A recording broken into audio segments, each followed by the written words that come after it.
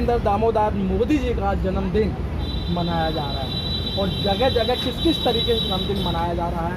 युवा आज बेरोजगार के रूप में मनाया जा रहे हैं, जो मोदी भक्त हैं उनको मोदी भक्त के तहत उनका जन्मदिन मनाया जा रहा है। तो आप आशा वर्कर हैं, तो आप उनका जन्मदिन कैसे मना रहे हैं?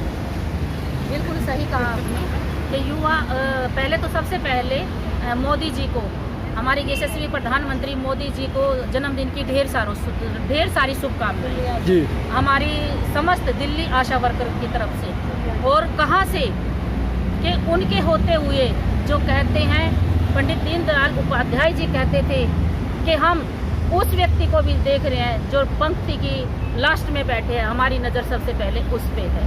तो शायद इन आशाओं के बाद कोई भी लास्ट में नहीं होगा। अगर कोई लास्ट में है पंक्ति के तो ये आशा वर्कर है। तो मैं अपने यशस्वी प्रधानमंत्री जी के सामने ये बात लेके जाना चाहती हूँ कि हम आपको जन्मदिन का एक उपहार दे रहे हैं कि ये आपकी आशाएं आज रोड पे उतरी हुई हैं और ये एक आपके लिए बहुत बड़ा उपहार है कि आपके होते हुए जो हमारे को कहा, अभी तो आपने हमारी प्रशंसा की थी कि आशा एक कोरोना योद्धा है और आज वो रोड पे उतर गई। आपने उनके परिवार की खबर नहीं ली, आप उन आशाओं की खबर नहीं ली कि उन्होंने जिस तरीके से समाज की सेवा की है, क्या आज उस प्रकार से इन आशाओं का घर का काम चल रहा है, इन आशाओं के घर का खर्चा चल रहा है। महंगाई बढ़ती जा रही है और रहा ये आशाएं जहाँ थी वही की वही है। 2018 में हमारे माननीय प्रधानमंत्री जी ने एक बड़ी घोषणा की थी और वो भी दिल्ली के एक नेशनल डीडी न्यूज चैनल पे उन्होंने घोषणा की थी।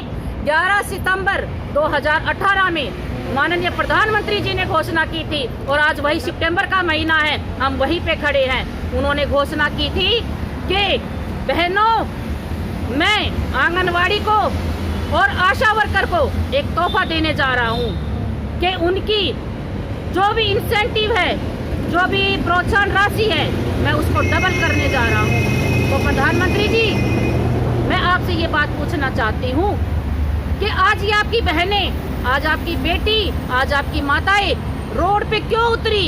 क्या आपने पूछा सरकार से? क्या आपने पूछा स्वास्थ्य कर्मियों से कि ये रोड पे उतरने के लिए क्यों मजबूर हुई है? इनका हक कहाँ है? जो 2018 में आपने डीडी नेशनल चैनल पे ये घोषणा की थी कि भाई मैंने इनके डबल कर दिए हैं और 2018 से आज 2021 आ गया, इन आशाओं का पैसा कहाँ है? मैं आज आपसे ये बात पूछना चाहती हूँ, अगर मेरी आवाज़ आज आप तक पहुँचती है तो माननीय प्रधानमंत्री जी आपको इस बात का जवाब देना चाहिए। इन बहनों की तरफ, इन बेटियों की तरफ देखना चाहिए, क्योंकि आपका जन्मदिन है, जगह जगह आपका जन्मदिन धूमधाम से मनाया जा रहा है, मगर हम आपका क्या जन्मदिन मनाएं हमें तो समझ में ही नहीं आ रहा, क्योंकि आपने तो हमें रोड पे उतार दिया है। जो बेरोजगार हैं, जो युवा हैं, वो बेरोजगार घूम रहे हैं, उनके लिए कोई रोजगार नहीं है।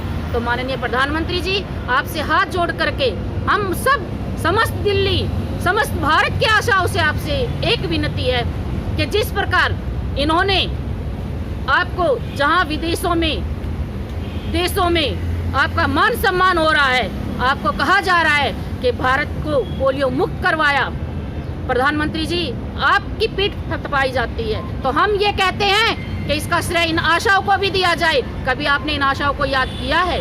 अगर माता और बच्चे की मृत्यु दर कम की है तो इन आशाओं ने की है। कभी आपने इन आशाओं को याद किया है? अगर आज कोरोना घर घर से खत्म किया है तो इन आशाओं ने किया है। इन आशाओं ने घर घर में जाकर के सबको समझाया है किस प्रकार रहना है। जिसके परिवार को कोई नहीं देखता, उस परिवार को जाकर के आशा देखती है। जिसके परिवार का कोई साथ देने वाला नहीं है, वहाँ उसका साथी उसके कंधे से कंधे मिला करके चलने वाली ये आशा है। मगर आज जब इस आशा को ही परेशानी हो रही है, आज इस आशा को अपने घर का खर्चा चलाना मुश्किल हो रहा है, तब इसके साथ खड़े होने वाला कोई भी नहीं है। तो प्रधानमंत्री जी, मेरी आपसे हाथ जोड़ करके विनती है कि कृपया करके इन आशाओं की बातें सुनने का प्रयास करें और इसका समाधान निकालने की कोशिश करें। और जो हमारा 2018 से पैसा रुका हुआ है, वो हमारा प्रत्येक आशा का ब्याज सहित देने की कृपा करें। Press the bell icon on the YouTube app and never miss another update.